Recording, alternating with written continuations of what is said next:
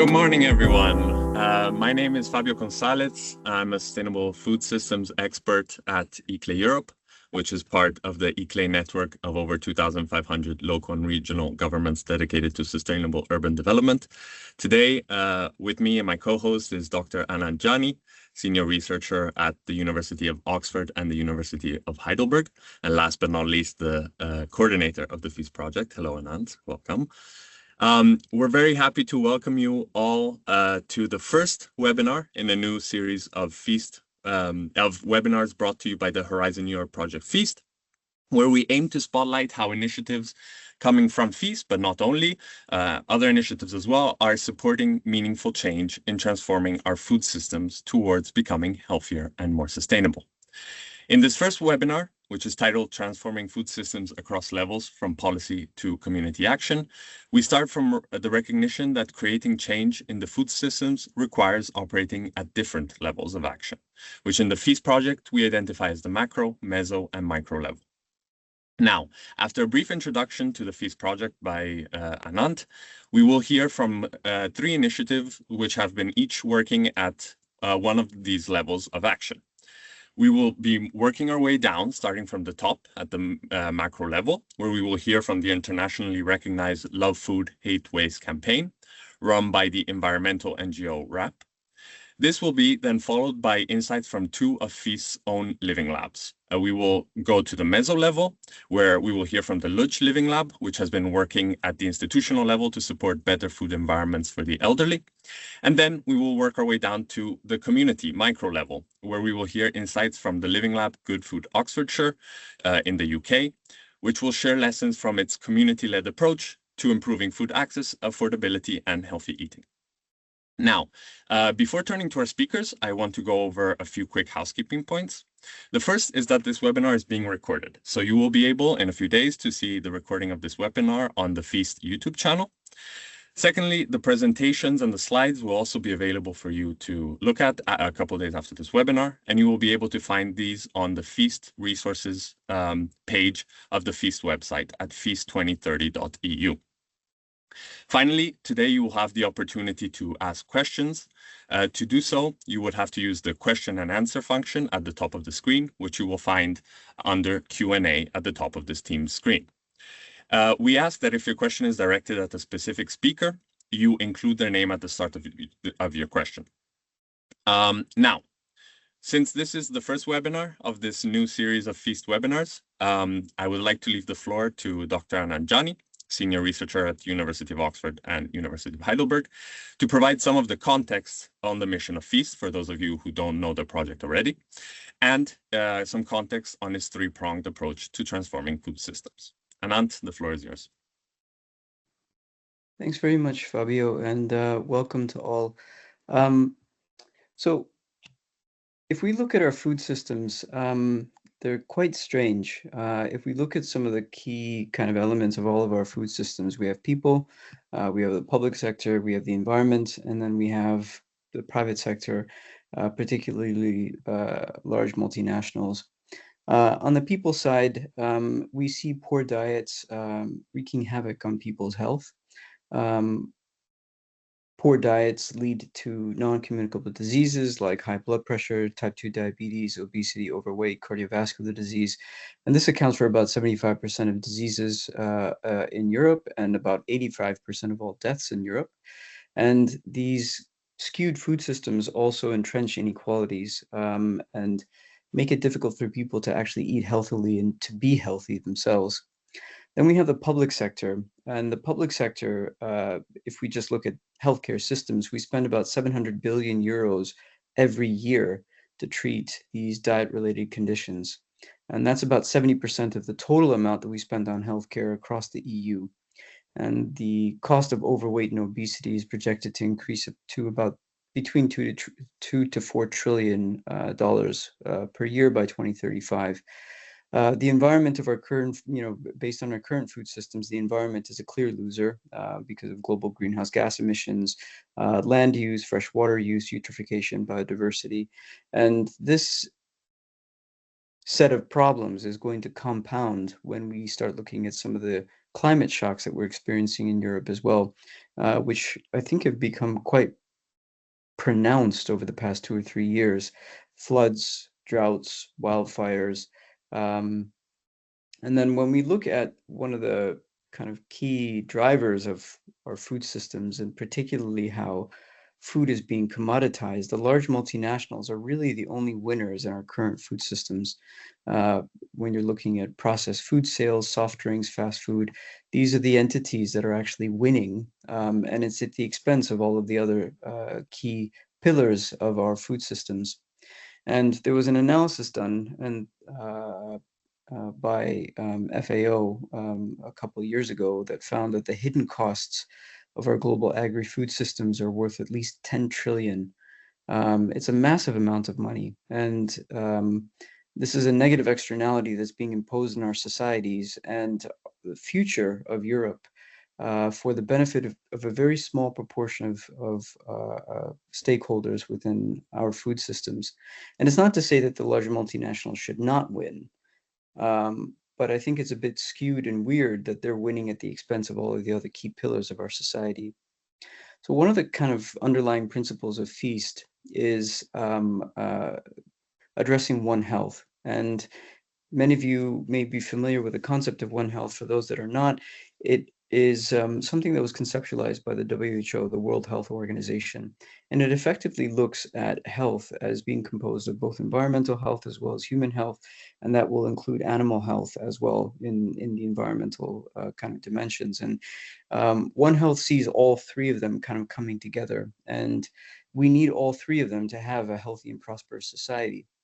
And this graph that you see on the screen right now comes from Jeffrey Rose, who is an epidemiologist at the London School of Hygiene and Tropical Medicine. And it's a bit kind of an academic-y graph, but I'll try to go through it. So on the bottom axis, the horizontal axis, you have the risk of getting severely sick. And this can be for human health as well as for environmental health. You have low risk, medium risk, high risk. And then on the vertical axis or the y-axis, you have the percentage of the population. Now, what Rose says is that most systems focus on the highest risk groups. So if we're looking at health, that's the people with type 2 diabetes, high blood pressure, cardiovascular disease, and they smoke, they drink, they're going to be at the highest risk of having a heart attack or a stroke or even death.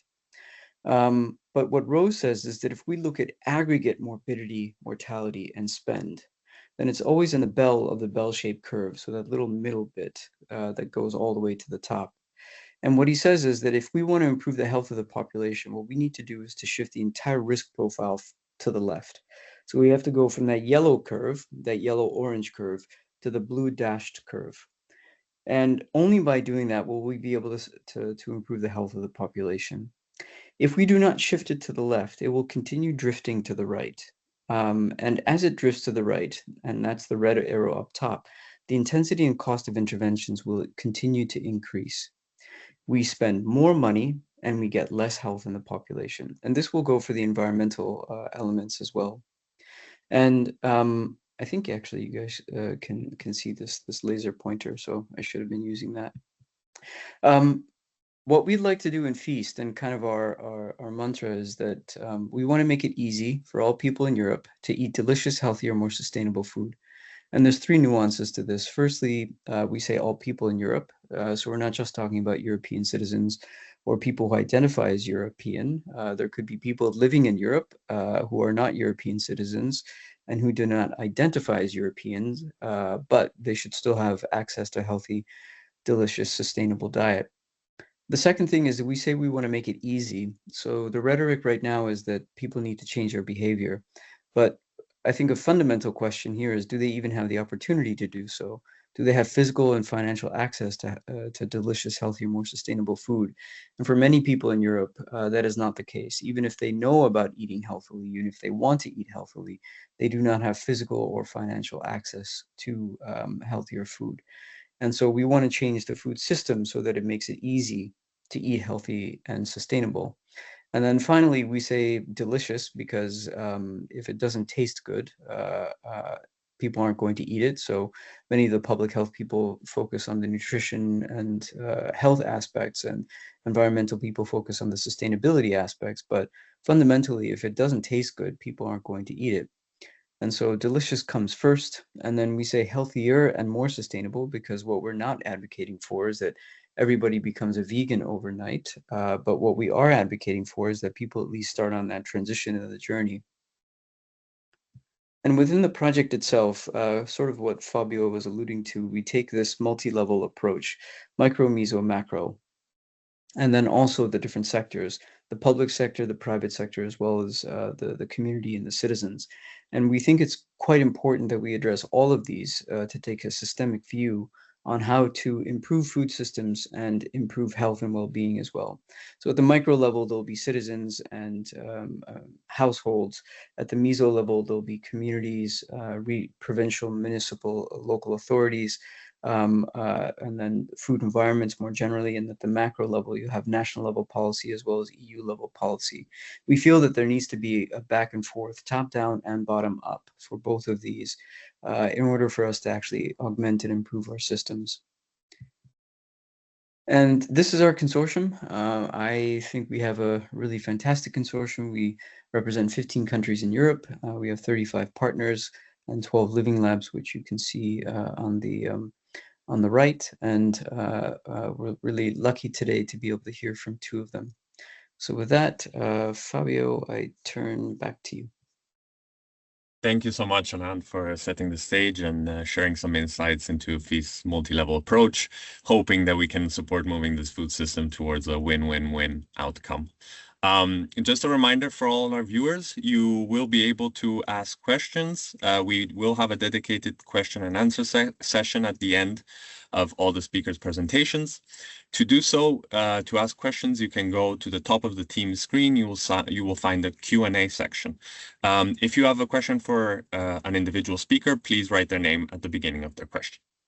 Now, Anand, thank you for your presentation. This transitions us perfectly into looking at some concrete examples of what action at each of these three levels can look like in practice.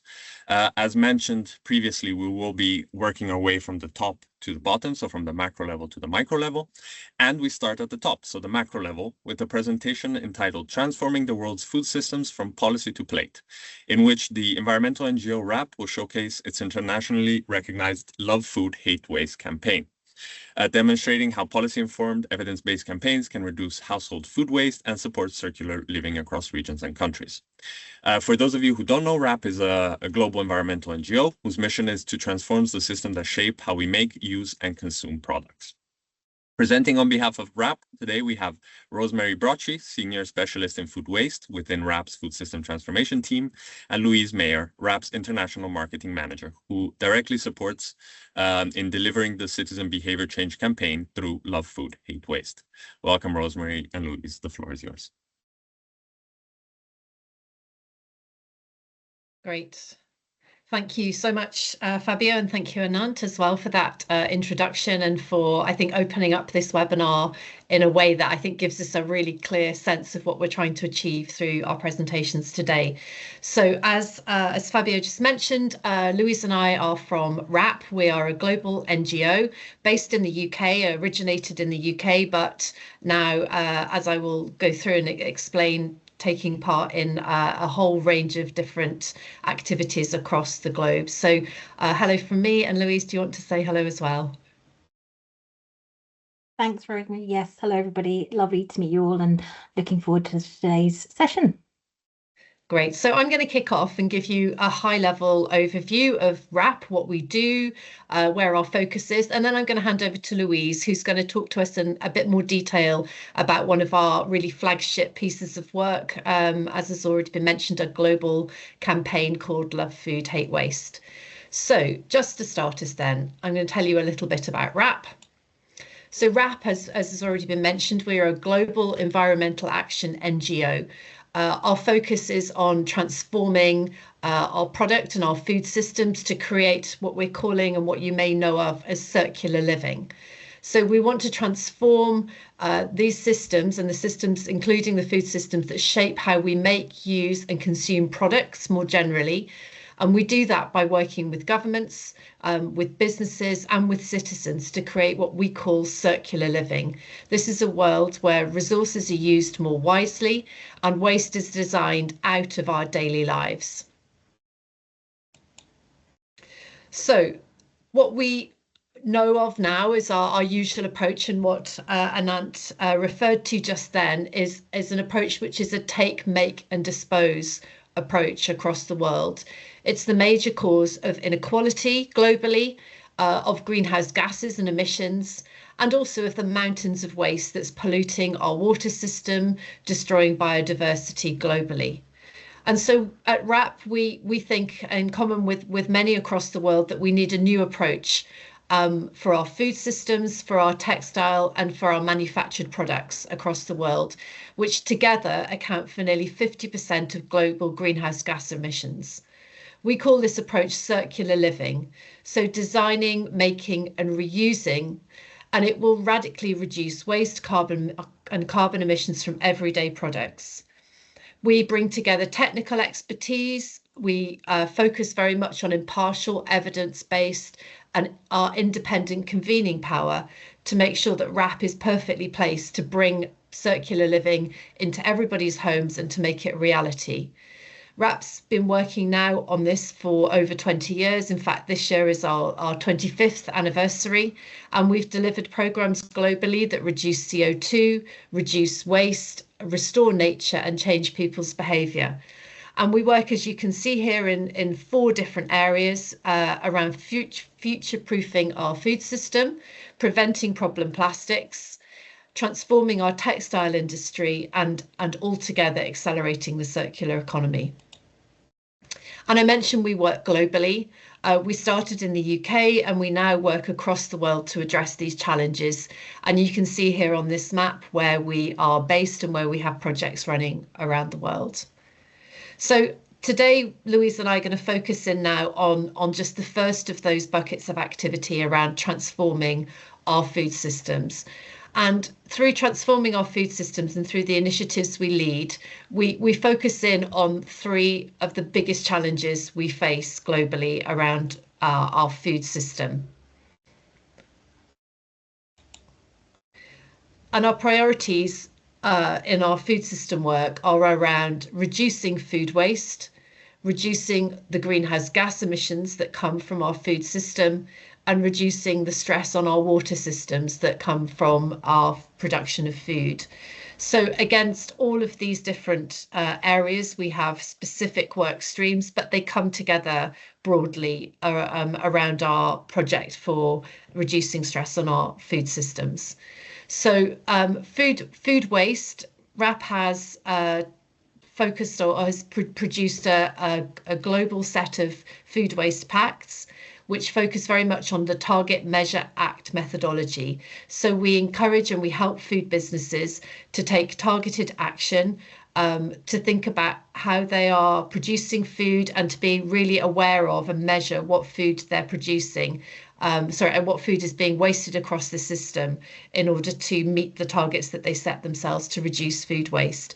And through our food waste pacts globally, working with businesses and with local government, we are also working across the entire food supply chain, encouraging our businesses to work with their suppliers, but also with their consumers as well, and to take that action that helps consumers reduce food waste. And I'll leave it to Louise to introduce a little bit more of why that is such a big part of the work that we're doing around reducing food waste. I'll briefly say just now, in terms of reducing greenhouse gas emissions and reducing water stress, again, really focusing in on the food sector's contribution in both of these areas to take part in really evidence-driven and targeted projects that show impact globally. So let's come back a bit then to think about what WRAP does and what our theory of change is. And I think this relates really well to the Feast project's ambition. So in terms of embedding circular living in every boardroom and in every home, this means that we have to focus around these 3 broad areas and how they intersect. So we look very closely at policy. We're thinking about how collaboration, collective action, we can bring stakeholders together in that pre-competitive space across the value chain to tackle some of these systemic issues. So in our policy work, we work with governments, with local governments. We also work very closely with partners, and I've already mentioned the Food Waste Pacts globally, which bring together businesses behind that Target Measure Act philosophy. So we provide technical solutions, we provide consultancy, and we provide the methodology and the kind of governance framework to bring everybody together behind addressing those challenges and meeting or driving real impact in their own spheres of operation.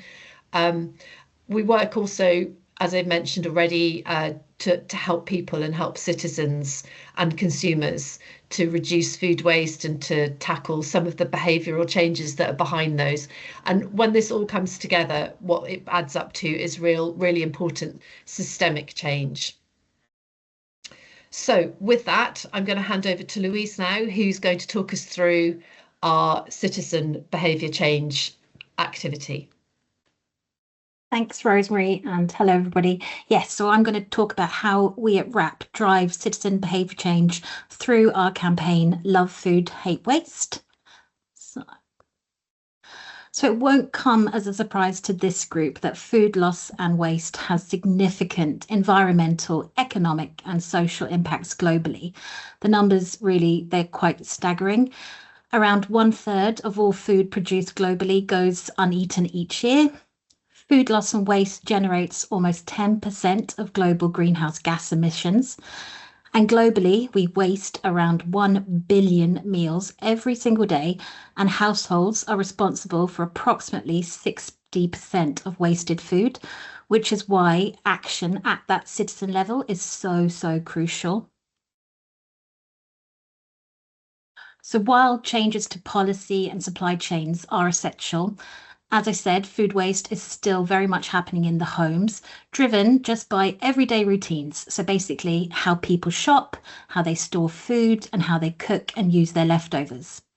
This isn't about people not caring about what they're doing. More often it's about just confidence, skills, and just not knowing the most effective food waste reduction behaviours. Research also shows consistently that criticising people's behaviours doesn't really work in behaviour change. We need to show people positive, simple and relatable actions that they can take every day. We also know that clear, consistent messaging over time is crucial, as repeating actions helps behaviours to become the norm. And that's why in 2007, WRAP developed and launched Love Food, Hate Waste in the UK to tackle household food waste directly. From the start, it was designed as a behaviour change campaign grounded in data, insight and behavioural research. We work closely with governments, NGOs and businesses, translating policy goals into practical actions people can take in their everyday daily lives. In 2018, household food waste in the UK had actually reduced by 30% from the 2007 baseline. And as the impact of this became clear, the campaign was then expanded globally. Today, international partners use and adapt Love Food, Hate Waste to deliver behaviour change campaigns in their own markets. The aim of Love Food, Hate Waste is to support long-term behaviour change so people buy what they need, store food correctly, and then eat what they buy. Our approach is deliberately simple and targeted. Citizen campaigns are primarily digital, delivered through websites, social channels and newsletters, and where we know that our audiences are already quite active. We provide practical tools and resources that partners can use and also localize. These include things like recipes, storage guides, meal planning tips, and portion calculators.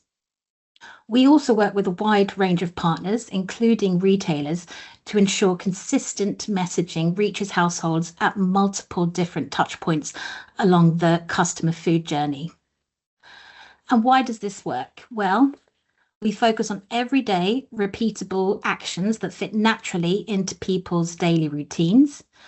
We keep our messaging insight-led, clear and simple. And again, every single thing that we do is designed to build confidence in these behaviors. This is not about making people feel guilty. We just want to make it as easy as possible for people to make the right choice. So, over time, this approach has allowed us to scale Love Food Hate Waste internationally. Today, it's delivered through a global network of licensed partners across 7 different countries. These include Australia, New Zealand, Canada, and South Africa. Partners benefit from being part of a trusted global brand, sharing insights using tested campaign assets, while delivery remains local, culturally relevant, and aligned to the regional food waste reduction policies. What really does make Love Food Hate Waste powerful and special, in my opinion, is just the incredible network of people who work behind it in each of the organizations around the world. We meet regularly to share learnings, results, creative ideas, bounce ideas off one another. We share research. We really are like a sounding board for each other. And this whole network avoids reinventing the wheel. It accelerates impact and builds confidence in behavior change techniques that we know work across different countries, and this helps us to scale Love Food Hate Waste globally. Collectively, we've now reached millions of households each year with simple, practical food waste reduction advice. Every campaign is evaluated and we can evidence reductions in household food waste and show sustained behaviour change. We're trusted by governments to advise on effective behaviour change interventions, and global moments like Food Waste Action Week engage millions of people each year. And everything we do contributes directly to the UN sustainability goal to halve global food waste by 2030. And now I thought I'd just take you through some of the activations that are taking place around the world in the different markets under the Love Food Hate Waste umbrella. So in Scotland, Insight had showed that many households were under financial pressure and looking for cheaper food options. Tinned food is affordable, long-lasting, and it's low waste, but it was often seen by people as less desirable and a bit of a last resort in the kitchen. This campaign tackled this perception head-on by using positive, practical messaging, showing how canned foods can become appetizing and nutritious meals. It ran across social and digital, and there was also a roadshow of cooking demonstrations across Scotland showing how canned foods could be used in meals. The results were really impressive, and it had thousands more people post the campaign saying that they now viewed tin food more favourably, and the PR reach was in excess of 69 million, which is incredible. In Canada. So Insight showed over in Canada that 63% of the food wasted in Canadian homes could have been eaten, which equated to around $1,300 per household per year. This campaign, called 5 Ways With, aimed to inspire people to use up their ingredients through simple, easy recipe ideas. On their website, they created a whole range of recipes for the most used and leftover food items, including broccoli, carrots, eggs, and rice. And they created short videos and worked with multiple different social media influencers to inspire people to try out these sort of new recipe ideas and to avoid their food from going to waste. Again, the results were really strong on this one. They gained nearly 2,000 new social media followers, and they achieved a PR reach of over 6 million. Then if we move across to New Zealand, so Insight here showed that more education was actually needed around the behaviours that were driving food waste at home.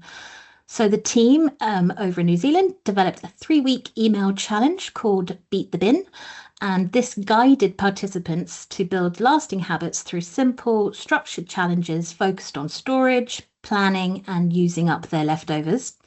Almost 2,000 people took part in the challenge, and 97% of those said they were likely to continue using the behaviours, and 93% said that they would recommend the challenge to other people. So all in all, a really positive story there too.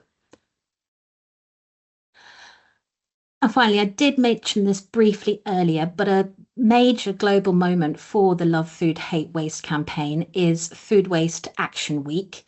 In March each year, we focus attention on practical actions everyone can take to reduce food waste, and we bring together businesses, citizens, communities to help us amplify the messaging through their own activations. This year, it takes place quite soon, so it's coming up on the 9th to the 15th of March, and we will be running activity across social, digital, press with our partners. There'll also be influencer activity. And the aim really is to help people to make their food go further, and in the process, help them to save money, time, reduce stress around planning, but all the while it's about protecting the planet. So yes, if you're interested or if you'd like any more information, please feel free to get in touch and get involved. The hashtag is there, using the hashtag Food Waste Action Week, as we would love as many people to be part of this as possible. And with that, I'd like to say thank you and hand back to Fabio. Thank you, Louise, and thank you, Rosemary, for presenting not only the ambition of this amazing campaign, but also the ambition of WRAP as an NGO and the efforts you're doing across sectors. I think it's incredible to see. I really liked when you were mentioning about the Love Food Hate Waste campaign, about transmitting positive, simple, and relatable actions that citizens can do. I think that really helps lower the bar of what citizens, of the effort that is needed to actually contribute. So I think this is really great. To all the speakers, to all the viewers, once again, we encourage you, if you have any questions to Rosemary and Louise, to write them in the question and answer section that you will find at the top of the screen. We will have a dedicated session at the end of all the presentations. Maybe just one question from my side. I think one great thing I see from this Love Food Hate Waste campaign is that delivering on the ground action happens through the collaboration with many different types of organizations. You've mentioned businesses, you've mentioned governments. I think that's a big strength of this campaign. I wonder if maybe you can give some insights and if there have been any difficulties in kind of tailoring based on the organizations that have been on the ground, or you could share any insights on that. Yes. Off the top of my head, no difficulties. Everything does take time. And I think working in so many different markets, as I say, one of our newest partners is South Africa. So what we do see is that the intervention behaviours in South Africa will be very different to those needed in New Zealand or in Canada or Australia. So it's not difficult, but it is very much working with each other to understand what interventions will have the most impact and change those behaviours, and then working and coming up with a activation that then will drive that impact and those results. So not difficult, but just can take a little bit of time. Yeah, I think as Louise said, I think that the real strength of this campaign and this approach the WRAP has developed is that it definitely isn't a one size fits all. And we do know across all of the work we do globally, there are some really key drivers of food waste in the home. But actually, we need the evidence, and we really need to understand what the different dynamics are in each individual region, culture. And so it's very much when we're working with the campaign and with local partners, co-creating that set of interventions and how we promote the campaign, or how they take the assets and the resources that we share to promote the campaign that meets the needs of their particular target audience. So, I think it's a really innovative approach that we're taking, but it's obviously showing the value because we're having so many good examples of how this can work. And as Louise said, the real strength is that actually this network we have now can share that information between different regions globally and learn from one another. So it's a real focus and emphasis on co-creation and collaboration. Yeah, thank you indeed. I mean, I definitely do see that this is the one of the major strengths, and also when it comes to the topic of today's webinars, like going from the macro level, but also having the contextual knowledge of the micro community level by working with these organizations. So it's really great to see. Thank you so much. We look forward to having you back at the question and answer section. So thank you so much for your contribution.